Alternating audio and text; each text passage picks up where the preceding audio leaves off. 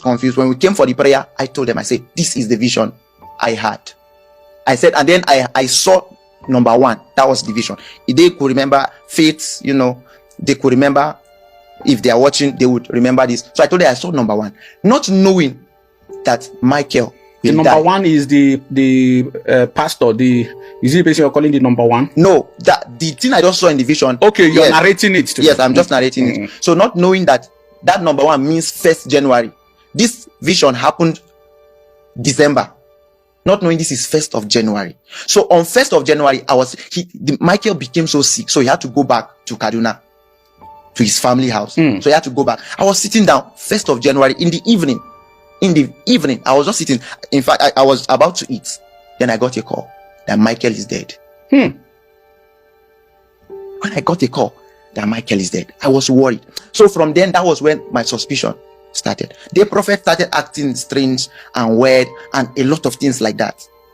Strange and weird and a lot of things. In fact, till date, he has not posted his brother's date. Till date. Till date. I traveled down for the burial because he made me to bring his wife over for the burial. Before I came, I heard that him and the prophet and the elder brother, that they fought, that the brother was accusing the prophet for using their younger brother for ritual. So that was how the journey. A lot of persons, people were really asking a lot of questions. What happened to Michael and all of stuff like that. So that was how the journey continued. So after that, the ministry actually crashed. I have the pictures. I even the ministry or the Nyanya branch. Yes, the Nyanya branch. Okay. It crashed down. It crashed. People were not coming again. It crashed from the hall is very massive. We were filling that hall. It just crashed like that. In fact, the prophet sold the instrument. He told me that he's tired of this place. He wants to even leave. So he even sold the instrument. He didn't even tell me that he was going to sell the instrument. So he sold the instrument and he was ready to leave. So I kept on encouraging him. I said, no, we don't run away. We don't run away. We are like soldiers. We have come to the battleground. It's not going to be easy. So I was just trying to encourage him. So that was how. So the king of Angwandoka in New Nyanya is our member. Became our member. So from them, I was close to him. So I spoke to him. So, and because the man that owns the hall was really, let's just leave this hall because of the stories he has heard about the ministry. A lot of stories were just going around about the ministry, So he said he wants us to leave. So I spoke to the king. I told him, how are we going to do? So I told him that his compound is big. We can start in his compound, So, but then before then, after the death of his brother, I just remembered. So he called me one day. He told me that this thing he wants to reveal to me or give me, he was supposed to give his brother, but now his brother is late. And now it's the prophet that was telling you that. Yes, and then since I am committed around him, so he will tell me. He said, "Do I want to prophesy?" I say, "Why not? That has been my prayer." You want to have prophetic gifts? Thank you so much. Do I want look to at vision somebody's and face? just call the name? This is who you are. You are from so place. Yes, and just look at somebody's name and just call the person's name. Prophesy. You wanted that fire. I really needed it sincerely. I really, I would not. That was in fact my prayer point. Yeah. Lord, open my eyes. Let me see, so that I can prophesy. Because we are in a generation where that's trending. So nobody will even believe that you are called if some of these things you don't do. Not there. Nobody would believe that you are called. No. So he called me and told me, okay. So he now told me that this thing he wants revealed to me. He mentioned where he learned it. Am I free to mention it? Yes. There are big people. You'll be surprised at some of the things I'll say, and then you can begin to check them and verify them. Please mention names. He told me that this thing he learned it from Prophet Igila. Igila? Yes, because he served Igila. So Igila taught him these tricks in ministry. I call them tricks. There's really no power. And then from Igila, he now moved to Omotofe. Omotofe is actually popular for Fufuyi. Yes. Fufuyi. And Igila and Fufuyi, I think they are both from Warri. They both have their church in Warri, right? For Igila, I might not know, but for Fufuyi, he's still there. Igila is here in Abuja. Yes, Igila. Yeah. That is true. Igila is here in Abuja. I think Suleja. Oh. Champions Royal. Oh. Yeah. Assembly. So he told me, the first thing he taught me is how to get the details of people. And then, funny, it's funny because I wanted to use it on the guy you sent. To come and pick you. Yes. You just sent me his number, right? And then when we met, he didn't tell me his name. I can tell him his name now. Yes. So how did you tell us? How did you get it? Should I first tell you his name? Tell us. Does he have a name that is related to Osinachi? Yes. He has a name related That to is Osinachi. his name, actually. That is his name. Did you tell me his name? No, I did not. Did he tell me his name? Professor! See, they are prophesying to you. So how did you get it? I just love the reaction that you just gave now. This is actually what ministry is all about in our generation. Yes. This is what brings people in our generation. You saw the conversation was actually going as if it was bored until I said this. So I know in your mind I begin to wonder. I'll tell you. So the first thing he taught me, just like I said, how to get people's name, and their address, their problems, and all of that. And it's funny. You have your phone, sir. It's simple. For example, how did I get Osinachi's name? You sent me Osinachi's name. I have data. I copied the number. I put it on Truecaller, and it appeared. Simple and short. So it looks big, but it's actually Truecaller prophecy. I could go online, before coming here. Let's say you were somebody I was coming to pray for in Abuja. Before coming here, I can actually go to your Facebook page, search a lot of things about you. It will lead me to a lot. This is real work. For people like Igila, they have boys whose work is to do whose work is just to do this. That's just their work. This is very verified from the prophet. They have boys, their work is just to go online, search almost every detail they can find about you. Your sister is online. A lot of persons around you are online. Maybe a time in your life, probably somebody around you, maybe your uncle died and you posted it online, but you must have forgotten because it's 5 years back. So some of those things, when I put up most of those information together, that's prophecy. That's what they call prophecy. So that was what he taught you. That's the first thing he taught me.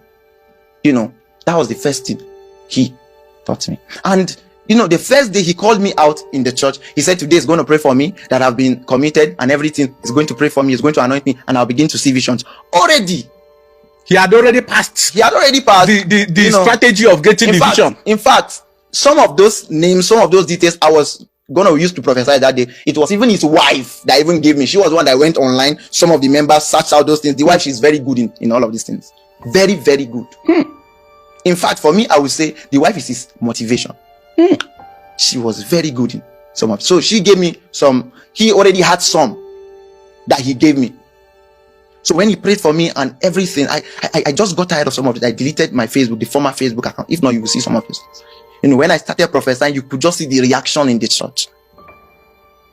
But before you find out somebody's Facebook account or any social media account, first you must either have their phone number or their names. All right. So now, how do you get the name of somebody you don't know? You don't have their phone number. You don't know anything about. You see me, and I don't have my phone number. You don't have anything about me, so you can't even search about me on social media to find out details. How do you get those things? So it's very simple. The first thing, if you are a newcomer in the church, the first thing to do is to make you to write down your prayer requests. Some of those cards they fill in church, where they say you write down your prayer request, your name and your phone number. It's not really about the prayer request. It's about your name and your phone number. That is what they're after. That is what they are after. So, and then it's so funny. All of these things, just everybody in the church, you are the one that is new, but most of the persons, they are being paid to do these things. So they know how to do these things very well. If you call me, that was then, for example, you said, you want me to pray for you and everything. The first thing I would tell you, I would say, send me your full name.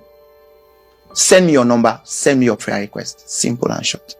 Then I will tell you, I will call you back. I will pray about it and call you back. That prayer about it, there is no praying about it. It's You're going to research about it. So that was the first thing I learned. And then for me, the truth is, I knew this thing is not good. But I was running against poverty. I understand the frustration. So where I came from, you need to go to Nasarawa one day and see where I come from. I'm not really giving an excuse for whatever I have done or whatever, No, what matters is that you're coming out publicly to let people know that such things are being done in the Church of God. Sincerely. And so I think that is the best atonement for some of those mistakes. And for somebody like Omotofe, how does he get people's details? Let's say I'm connected to Omotofe, for example, and I'm taking you to see him. I know you and everything. When we get there, I will be the one to give him your details and tell him everything about you.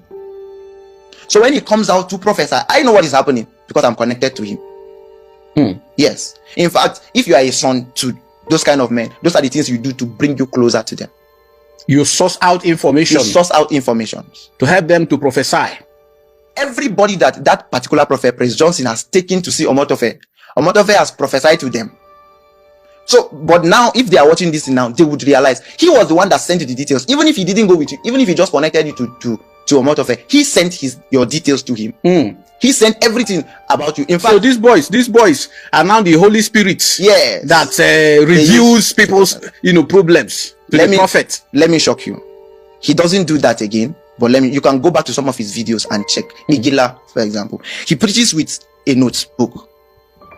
It is not only his sermon that is in his notebook, because some of those things might be overwhelming for your brain, so he writes them down. Sometimes he preaches without opening the notebook, but then when it is time to prophesy, how you are preaching, you didn't open notebook. It's when you are done with your message, then you open notebook. So he is now trying to recall some of those things that has been given to him. So you are asking me, how do they get the details? There are a lot of ways to get the details. If I'm coming to your church, let's say I heard of the exploits you are doing in your church, and I'm coming from a place like Ghana, I won't just come. I will contact the church. There are forms I will fill.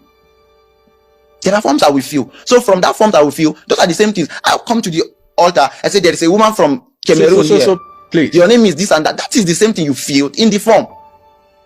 But then your brain will not go there immediately, because nothing about that kind of atmosphere. You came with a genuine spirit. The Bible says, to the pure, all things are pure. And then again, with your name and phone number, they will be able to get other information that you did not provide there. A lot of so with those other informations, you will be convinced that it is not about what you wrote in the card. Thank you so much. Something else. Thank you so much. Oh, good. And then apart from that, somebody could my friend is watching Prophet Mali. Yeah, I think the first day I took him to the prophet, that was when he was in Kaduna. I didn't even know some of those things then. He told me that when we got there, one of the pastors called him and they were just gisting. You gist. That's how we gist. I can just gist and say, your name is Henry. I don't know you, for example. I can say, Samuel, how are you? So you can be, no, it's not. It's you, Samuel. So from that conversation, so that was how they got his details and gave that prophet. So when he came, he prophesied to him. Actually, my friend had 50,000 naira in his account. That day he transferred it all. That day he transferred all of that 50,000. And now this your friend has become a prophet. Yes, now he's a genuine prophet. He's a genuine prophet. How do he prophesies? There's something I'm going to say towards the end. Oh, you don't want to talk about it because he's your friend? No. There's just something I want to say towards the end that would help people to know where God is and where God is not there. Come on, God talks, but God is not a talkative. God performs miracle, but God is not a magician. What did you learn from the testimony and the revelations of this young man? You can write in the comment section while we wait for part 2, which I will share with you right on this channel. Wherever you are watching from, peace be with you.